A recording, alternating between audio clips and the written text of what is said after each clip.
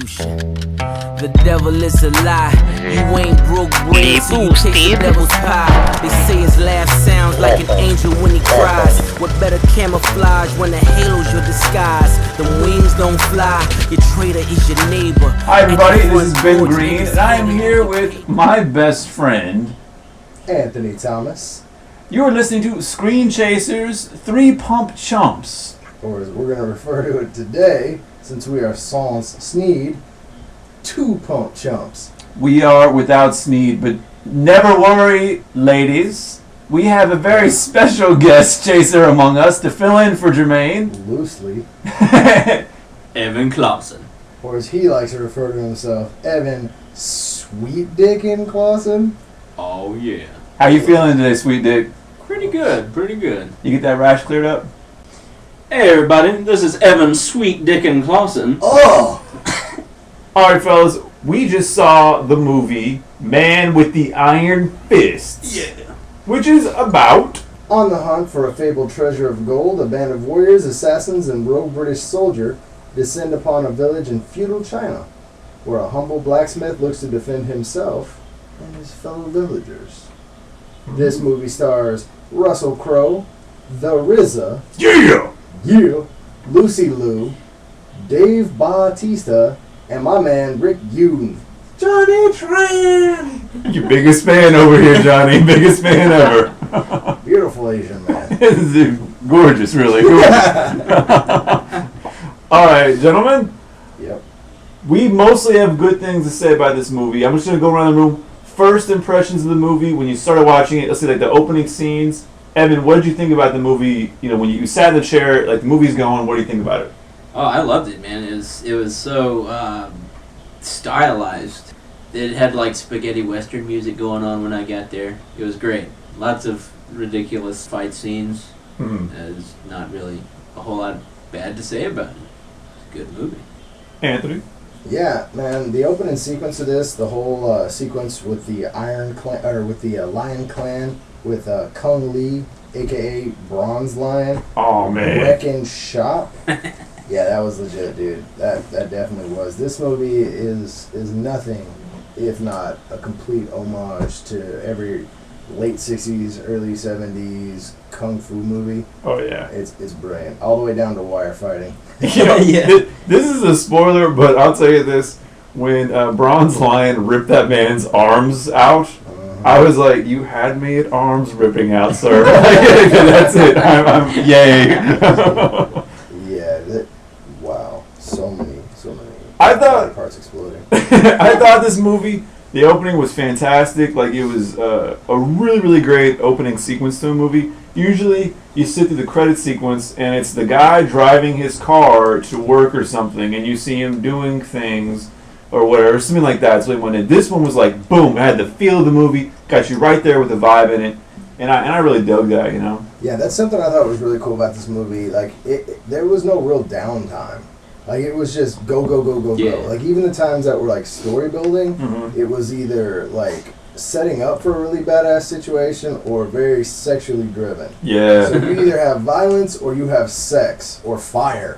Like, That's- that's pretty much it. Fire and wood. That's something I'd like to speak about for just a moment, everybody. Mhm. You know, as we all know, or you may not know, but you'll find out now. You'll soon know. You'll soon know that I, Ben Green, happen to have a penchant for the Ooh. Asian ladies. Aren't you $1,000 fancy? words. Oh yeah, well, when I speak about my lovely Asian ladies, I have to use those words. His fair Asian flowers. Yeah, beautiful, beautiful women. And I'll tell you this, I personally think that Lucy Liu was at some of her sexiest in this movie, and her character was fantastic. Let's talk about her character for a second, because it's a Madame little Blossom. Madame Blossom. Madame Blossom. Yes. Clawson, what did you think about Madame Blossom? Was she qualify as someone you would sweet dick, or what? Ugh, Yes. uncomfortable. Yes. I would say yes. It's a very strong female character. It's Just like you. maybe. Oh, see? No, I'm sorry. Continue. Yeah, thanks. As I was saying before, I was so rudely interrupted over here. It's a very strong female character. She knew what she wanted, and she didn't give a damn about anybody in the way. She'd just kill him with her war fan. It was awesome. Mr. Anthony, now I know that you really love Lucy Liu. You think she's an attractive lady, and you are also a fan of hers. Oh yeah. What did you think about her in this movie? I thought her character was very, very sexy. There's just so many moments in this movie with her. And I'm just like I'd buy that hooker. it really was, man. Like, her character was so damn sexy, it was retarded. Man, yeah. Wow. There was at one point when I think is it Russell Crowe's character? One of the characters is walking up to the brothel, and there's a huge balconies full of scantily clad dancing Asian women. It's like this bright pink lanterns, red lanterns. It's all like, I mean, it's an amazing place. And he goes inside, and there's all this stuff happening. And then, you know, Lucy Liu comes down the stairs, and she looks amazing. And Anthony leans over to me and says, if I ever go to China, I want it to look like this everywhere I go. I was like, you know, I was thinking, you know, who wouldn't go in that place? Like in this little, like I don't even shitty care village? if it was a whorehouse or not. I would be going in there. Seriously, just to be like, what's happening in here? I would bring a newspaper, and I had to have a coffee, and I would just sit there and just go about my business, surrounded by the ambiance. That would be a great work environment. Like, I would dig that. It was. I'm telling you right now, productivity would be up. It's highest point ever. Yep. But I'm gonna say this: like, Lucy Liu, gorgeous as always, but I'm sorry. The yellow rose that stole my heart in this movie, Jamie Chung, Lady Silk. Oh man. Love interest of RZA. Gorgeous woman. Beautiful woman. And just you know, a real kind of cool, you know, tragic part in the movie. Yeah. You know, for a small part, I think she played it up really well. Oh yeah, she did. Evan, was there any particular lady that caught your fancy in this film? Dave Bautista. Yeah, I did see you eyeing Batista a little bit, huh? Oh no, man, I know he's a beautiful man, right? I'm gonna tell you this right now. He titty flexed on the screen, and Evan perspired a little bit. I see it rolling down his forehead. In all seriousness, who was the lady that you had your thing for? Gemini twin girl. Mm. She was it is that cold beauty, the aloofness. It's very, very attractive. You like to be dominated a little bit, huh? No, I wouldn't say that. Maybe You a like little. to dominate. Oh, you like to be dominated. Maybe a little. But she's got to know when to stop. Yeah. So what you're saying is, you want someone more powerful than you to hold you down and take it from you? Yeah. Dave Bautista?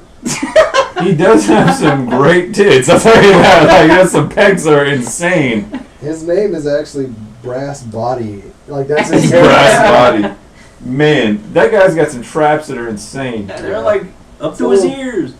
What I think is really, really cool about this movie, and just fucking awesome, is that this is RZA's directorial debut. Mm-hmm. You know, he's been hanging around with these movie guys a lot, doing soundtracks and everything. Mm-hmm. And man, like, what do you guys think about his, you know, first, you know, movie?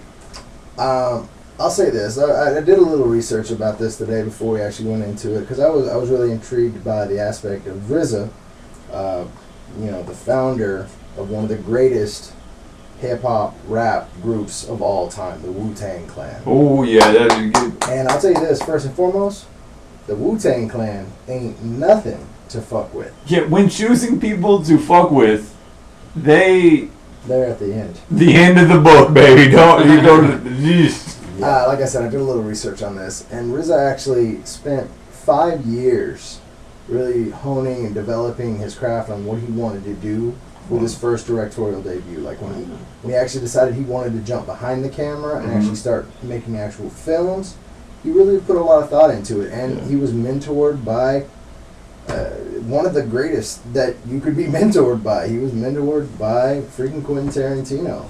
And as a lot of people know, RZA does most of Quentin's soundtracks. Oh yeah. He's a genius with the mixing boards. So we got a lot of help, a lot of input from Quentin. This movie was co-written by Eli Roth. Mm-hmm. Sorry, I threw up in my mouth a little bit. You know what? I interject on this one. Eli Roth also credits Quentin Tarantino for teaching him writing. Yep. You know, and a certain writing style or whatever. And you know, like the love you talk about, or like the care that RZA took, was trying to like learn the craft or whatever, learn directing, learn what he wanted to do. Man, he really shows in this movie. Like, you can see this is a guy who was like, I'm gonna get this shot. I know what I want. It's gonna go right here. I'm gonna do this. I'm gonna do that. Bam, you know, this is what I want. And that's the thing about RZA. This was the perfect genre film to like throw out there. Hell yeah. Because you don't see this. Like, this is a complete homage to the 70s style Hong Kong action films, kung fu, and that's what I mean. Come on now, Wu-Tang Clan. I mean, that's what they were raised on. They went, they went to the dollar theaters like every weekend, every other night, and saw these kung fu movies. They grew up on it. They loved it. And freaking RZA, that's what he wanted to make. And I'm gonna tell you right now, dude did a hell of a job delivering it. It's one of the best kung fu films I've ever seen. Like, I just enjoyed it. There's a real, like, some people do like these homage films, and you know, it's like you can tell when you see the movie, you're like, you don't really like this. You're just doing it because it's popular right now. That's a man. You watch this movie, he loves his kung fu flicks. Like, absolutely. Evan, what did you think about the directing this movie? Like, what do you think about RZA's job as a director? I think he did a really good job. I mean, there were parts where he took scenes almost straight from other movies, and it was done very well. If you know those movies, you'll really like those scenes. Like, I myself, it might be a little spoiler, but towards the end, Silver Lion and X-Blade were fighting in the catacombs or whatever, and it was a hall of mirrors, and it was right out of the Game of Death, right? With the Bruce Lee. Yeah. No, it's that was Enter the Dragon. Yeah, Enter the Dragon. And the moment I saw Silver... Side note, I want to chime in on that one real fast. Do it. Yes, it was from Enter the Dragon, and I hate to say it, it was done better. What? I'm telling you. What? No. No Seriously. way. Seriously. No. The mirror, like the way that the mirrors interacted with him, yeah, it was cool. Like, what RZA did was he studied it. He took that scene, he wanted to incorporate it, and he one-upped it. And he did a damn good job. I think this is Ben Green here, everybody. And I'm gonna say that I think Anthony's a little too much for this. It was a good scene, and it was a damn fine scene. It was well a great done. scene. But better than Enter the Dragon mirror scene? It was better. I don't think so. Have you seen the Enter the Dragon scene? Have I seen it? Yeah, have Which you I seen own it. Yes, I've seen it. Oh, you do? Yeah. I couldn't tell because the way you're talking about the comparison, it doesn't seem like you had. Look, just because I enjoy it doesn't mean I like Enter the Dragon any less. Enter the Dragon is an awesome movie. Thank you. At the time, they did an amazing job for what they could do. RZA, 2012, can do a lot more things with the cinema. Hey, look. That's very nice of you. And I'm a big fan of RZA as well, and his movies, but I'm going to tell you this. Not better than the original scene. I'm going to tell you right now. Not better. I'll tell you right now, with all due respect, you're full of shit. And you can go fuck yourself. Because this is better. And you're just trying to start shit. You know what? We will. I believe you're full of shit as well, sir. But I'm going to say this. Let's let the fans decide if y'all go and see. And I want to encourage you to go see Man with the Iron Fist. I think it's a great movie. Definitely worth going into the theater for. If you're listening to Street Pump Chumps, comment on it. Which do you think is better? Ben Green's idea that the Enter the Dragon sequence with mirrors is better, or mine, Anthony, the correct answer that Man with the Iron Fist mirror sequence is better. Don't let him influence you, people. Don't let him do it. I don't need to influence you. The movie itself will do it. One thing I do want to say for sure is the soundtrack. Oh yeah. Oh man, see, RZA's he did the music for this film. Did the soundtrack. He worked with another guy. I'm really sorry, I can't remember his name right now, but man, incredible soundtrack. And you know it's gonna be good. But I'm gonna download the soundtrack tonight, and I'm gonna be listening to it tonight. Like, what do you guys think about it? I thought it was great. Like, there's only one sequence where I thought the musical choice was a little off, and it's the whole part where they're starting to gear up, and it's that whole "I Go Hard" song. Yeah. And it's that, like, it kept showing those real close close-ups of Russell Crowe. Yeah. That was the only part that I didn't really care for. Uh-huh. But everything else from this, the soundtrack was on point, man. It really captured the moment, and it really split the difference. Kind of that Afro Samurai approach that he was doing to it. Yeah. And I liked it. I liked it a lot. Evan, You just wanted to hear a love song when you saw Russell Crowe that close, didn't you? Yeah, he did, folks. He did. do you know something about Anthony's love for Russell Crowe? I think he likes fat white men. I Don't Love You. Oh! That's a good one. That's a good one. I'll give you that. It was a good one. He You did. don't have to give shit. I took it. They say sex is a weapon, so when I shoot, meet your death in less than 8 seconds. They say sex is a weapon, so when I shoot, meet your death in less than, sex is a weapon, so when I shoot, meet your death in less than 8 seconds. Sex is a weapon, so when I shoot, I'm a sex shooter. Take game and let it go.